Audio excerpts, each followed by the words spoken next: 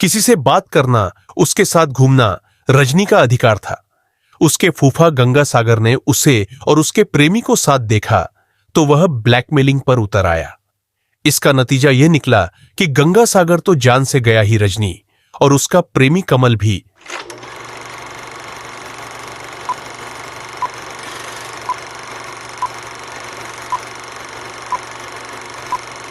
नमस्कार दोस्तों, स्वागत है आप सबका हमारे YouTube चैनल में। अगर चैनल पर पहली बार आए हैं तो प्लीज चैनल को सब्सक्राइब जरूर कीजिए। शुरू करते हैं। रजनी, क्या बात है, आजकल तुम कुछ बदली बदली सी लग रही हो। पहले की तरह बात भी नहीं करती। मिलने की बात करो तो बहाने बनाती हो, फोन करो तो ठीक से बात भी नहीं करती। कहीं हमारे बीच कोई और तो नहीं आ गया? कमल ने अपनी प्रेमिका रजनी से शिकायती लहजे में कहा तो रजनी ने जवाब दिया, नहीं, ऐसी कोई बात नहीं है। मेरे जीवन में तुम्हारे अलावा कोई और आ भी नहीं सकता। रजनी और कमल लखनऊ जिले के थाना निगोहा क्षेत्र के गांव अहिनवार के रहने वाले थे। दोनों का काफी दिनों से प्रेम संबंध चल रहा था। रजनी, फिर भी मुझे लग रहा है कि तुम मुझसे कुछ छिपा रही हो।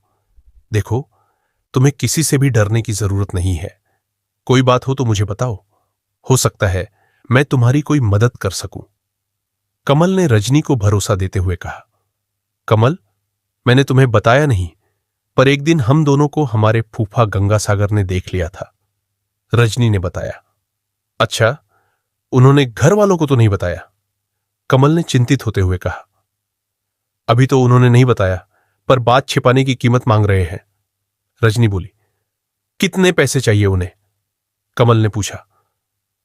नहीं, पैसे नहीं, बल्कि एक बार मेरे साथ सोना चाहते हैं।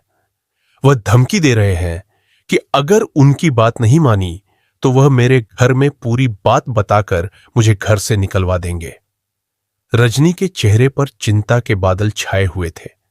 तुम चिंता मत करो, बस एक बार तुम मुझसे मिलवा दो। हम उसकी ऐसी हालत कर देंगे कि वह बताने लायक ही नहीं रहेगा। वह तुम्हारा सगा रिश्तेदार है, तो यह बात कहते उसे शर्म नहीं आई? रजनी को चिंता में देख कमल गुस्से से भर गया। अरे नहीं, मारना नहीं है। ऐसा करने पर तो हम ही फंस जाएंगे। जो बात हम छिपाना चाह रहे हैं वही फैल जाएगी, रजनी ने कमल को समझाते हुए कहा। पर जो बात मैं तुमसे नहीं कह पाया वह उसने तुमसे कैसे कह दी? उसे कुछ तो शर्म आनी चाहिए थी। आखिर वह तुम्हारे सगे फूफा है। कमल ने कहा। तुम्हारी बात सही है, मैं उनकी बेटी की तरह हूं। वह शादीशुदा और बाल बच्चेदार है, फिर भी वह मेरी मजबूरी का फायदा उठाना चाहते हैं, रजनी बोली। तुम चिंता मत करो, अगर वह फिर कोई बात करे तो बताना, हम उसे ठिकाने लगा देंगे, कमल गुस्से में बोला। इसके बाद रजनी अपने घर आ गई, पर रजनी को इस बात की चिंता होने लगी थी। ब्लैकमेलिंग में अवांछित मांग 38 साल के गंगासागर यादव का अपना भरा पूरा परिवार था। वह लखनऊ जिले के ही सरोजनी नगर थाने के गांव रहीमाबाद में रहता था। वह ठेकेदारी करता था। रजनी उसकी पत्नी रेखा के भाई की बेटी थी। उससे उम्र में 15 साल छोटी रजनी को एक दिन गंगा सागर ने कमल के साथ घूमते देख लिया था। कमल के साथ ही वह मोटरसाइकिल से अपने घर आई थी। यह देखकर गंगा सागर को लगा कि अगर रजनी को ब्लैकमेल किया जाए तो वह चुपचाप उसकी बात मान लेगी। चूंकि वह खुद ही ऐसी है, इसलिए यह बात किसी से बताएगी भी नहीं। गंगा सागर ने जब यह बात रजनी से कही तो वह सन्न रह गई। वह कुछ नहीं बोली। गंगा सागर ने रजनी से एक दिन फिर कहा, रजनी, तुम्हें मैं सोचने का मौका दे रहा हूं। अगर तुमने मेरी बात नहीं मानी तो घर में तुम्हारा भंडा फोड़ कर दूंगा। तुम तो जानती ही हो कि तुम्हारे मां बाप कितने गुस्से वाले हैं। मैं उनसे यह बात कहूंगा तो मेरी बात पर उन्हें पक्का यकीन हो जाएगा और बिना कुछ सोचे समझे ही वे तुम्हें घर से निकाल देंगे। रजनी को धमकी देकर गंगा सागर चला गया। समस्या गंभीर होती जा रही थी। रजनी सोच रही थी कि हो सकता है उसके फूफा के मन से यह भूत उतर गया हो और दोबारा वह उससे यह बात न कहे। यह सोचकर वो चुप थी, पर गंगा सागर यह बात भूला नहीं था। एक दिन रजनी के घर पहुंच गया। अकेला पाकर उसने रजनी से पूछा, रजनी, तुमने मेरे प्रस्ताव पर क्या विचार किया? अभी तो कुछ समझ नहीं आ रहा कि क्या करूं। देखिए फूफा जी, आप मुझसे बहुत बड़े हैं, मैं आपके बच्चे की तरह हूं, मुझ पर दया कीजिए। रजनी ने गंगा सागर को समझाने की कोशिश की। इसमें बड़े छोटे जैसी कोई बात नहीं है। मैं अपनी बात पर अडिग हूं। इतना समझ लो कि मेरी बात नहीं मानी तो भंडा फोड़ दूंगा। इसे कोरी धमकी मत समझना। आखिरी बार समझा रहा हूं। गंगा सागर की बात सुनकर रजनी कुछ नहीं बोली। उसे यकीन हो गया था कि वह मानने वाला नहीं है। रजनी ने यह बात कमल को बताई। कमल ने कहा, ठीक है, किसी दिन उसे बुला लो। इसके बाद रजनी और कमल ने एक योजना बना ली कि अगर वह अब भी नहीं माना तो उसे सबक सिखा देंगे। दूसरी ओर गंगा सागर पर तो किशोर रजनी से संबंध बनाने का भूत सवार था। वह होते ही उसका फोन आ गया।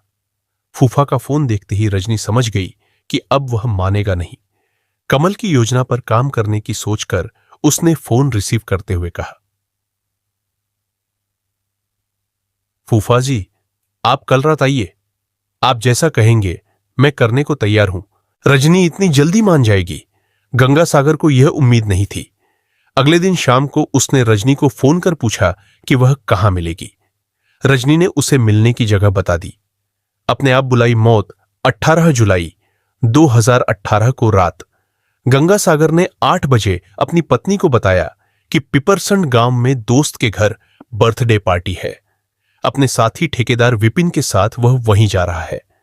गंगा सागर रात 11 बजे तक भी घर नहीं लौटा तो पत्नी रेखा ने उसे फोन किया, लेकिन उसका फोन बंद था। रेखा ने सोचा कि हो सकता है ज्यादा रात होने की वजह से वह वहीं रुक गए होंगे, सुबह आ जाएंगे।